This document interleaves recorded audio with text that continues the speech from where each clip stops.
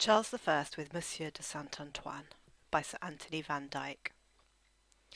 This portrait is a vast oil on canvas, about 4 metres high and 3 metres wide.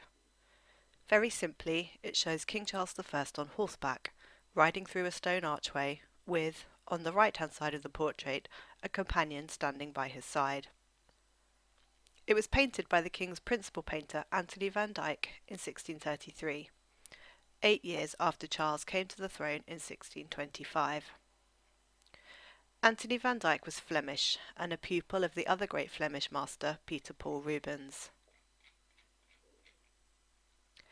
In the centre of the portrait, Charles, in silver armour, rides his dazzling white horse towards us through a stone arch, a companion at his side. The arch fills the size of the canvas. As Charles rides through it, behind him we can see a dramatic sky and indistinct background. The stone arch is just wide enough for Charles to ride through. There is only a thin slither of space on either side of the horse. The two vertical shafts of the arch are formed by fluted columns, which sit on tall rectangular plinths.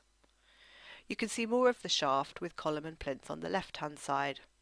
The right is hidden behind Charles's companion and a flowing green drape. At the top of the arch, or the bridge, there is some scroll work, which hints at decoration in the centre, but it's not fully shown as it's where the canvas ends.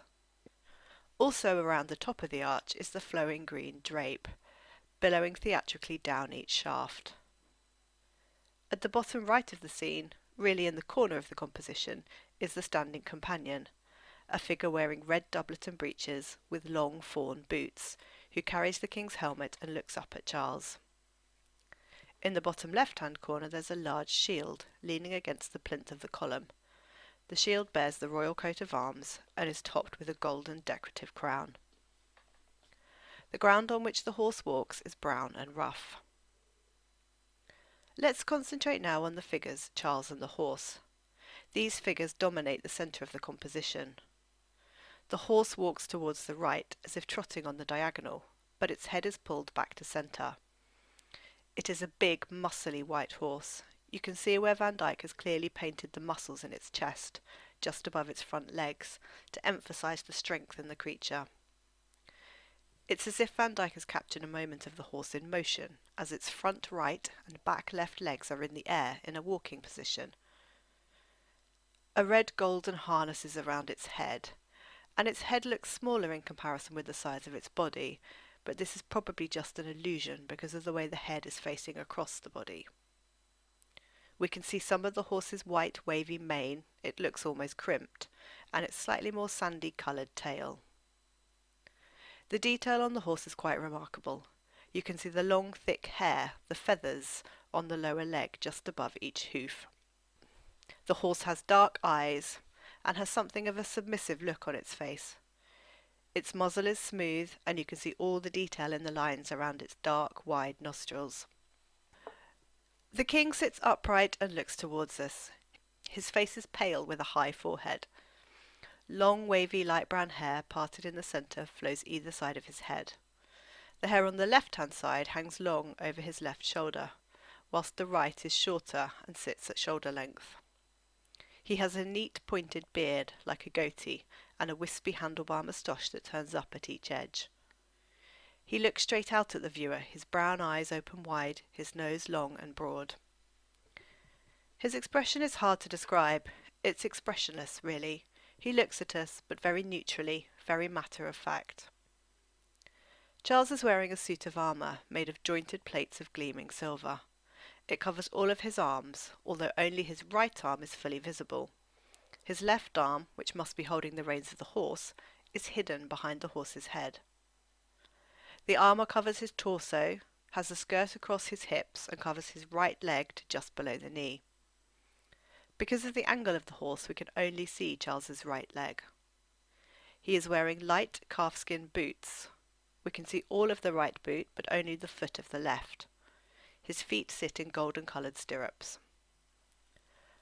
A large lace collar with a scalloped edge covers the armour at neck and shoulders, and a pale blue sash is draped over his left shoulder, the medallion of the Order of the Garter hanging at his right hip. His right arm is raised, hand cupping the end of a wooden staff. The other end of the staff presses against a red and gold saddlecloth in front of his thigh. At the far right of the composition is the figure wearing red doublet and breeches, with long fawn boots, carrying the king's helmet. This is St Antoin Bourdin, Seigneur de St Antoin. He was known to be a master in the art of horsemanship. Sent by Henry IV of France to James I in 1603, he remained in the service of the prince and later of Charles I as riding master and equerry. He has a bearded face, with a slightly fuller, more unkempt pointy beard than his master. He has shaggy red-brown hair and black skull cap. His eyes are open wide, and his forehead is slightly creased as he looks up towards Charles. He wears a wide black ribbon around his neck, with a medallion hanging at lower chest level. The ribbon hangs under a plain, large white collar, the same style as the one Charles wears, but significantly plainer. Behind St Antoine is part of the billowing green silk which hangs down from the bridge of the arch, across the fluted column, down the right-hand side. This emerald green fabric is not visible at the top, but does hang down the left-hand side a half shorter than the right. Thanks to old inventories, we know that Van Dyck designed the painting to be hung at the end of the gallery at St James's Palace, where it would have given the theatrical impression that the king was riding into the room. The prominent display of the crowned royal arms, on the shield in the bottom left-hand corner, and the triumphal arch framing the armed king, reinforce his image as ruler of Great Britain, whilst the king's refined features, loose hair, and the sash of the Order of the Garter, worn over his armour, convey the impression of a chivalrous knight. Indeed, skilled horsemanship was regarded as the epitome of virtue.